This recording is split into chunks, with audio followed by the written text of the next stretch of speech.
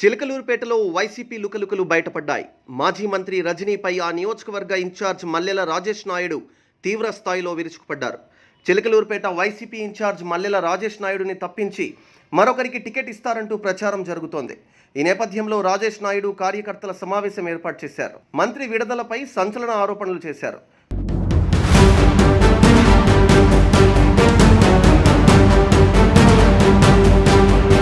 మంత్రి రజనీ తన నుంచి 6.5 కోట్లు తీసుకున్నారని రాజేష్ వెల్లడించారు.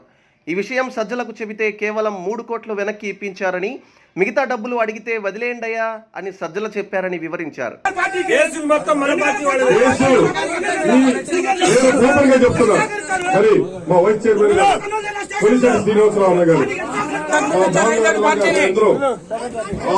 కోట్ల పైన తీసుకొని 3 కోట్లు ఇచ్చి 2.5 కోట్లు కొట్టి ఈ రోజు పోయి గుంటూరులో కూర్చుంది కాదని ఆయన ద్వారా అడగండి.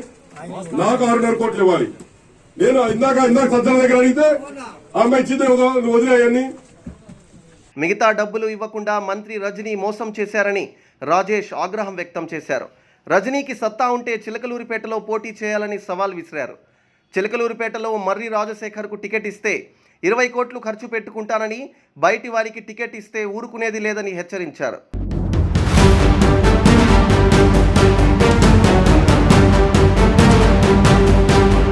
రాజేష్ నాయుడు ఇలా ప్రసంగిస్తున్న సమయంలోనే కార్యకర్తలు పెద్దగా నినాదాలు చేశారు.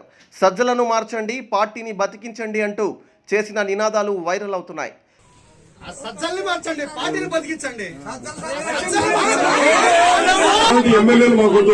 దీన్ని బట్టి చిలకలూరిపేటలో వైసీపీ టికెట్ ఎంత చిచ్చు రేపిందో తెలుస్తోంది. రజనీపై ఎంత వ్యతిరేకత ఉందో అర్థమవుతోంది. ఇక సజ్జలపై ఎంత కసి ఉందో మరింత స్పష్టమవుతోంది.